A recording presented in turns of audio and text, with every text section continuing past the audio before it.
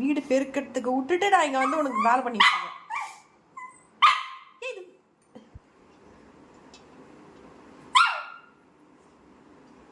என்னதுடா இது? இது விளையாடுறது கிடையாது பாத்தியா? இதை வச்சு நீ விளையாடுவியா? என் வேலையை விட்டு நான் உங்ககிட்ட வந்து பஞ்சாயத்து பண்ணிக்கிட்டு இருக்கணுமா? எருமை, இதுதான் பாக்குறல எருமை. நீ இது விளையாடுறதா பாத்துட்டியா?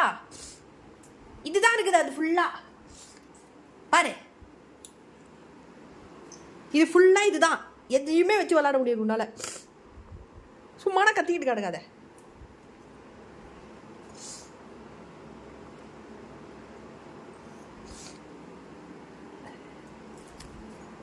சரியா?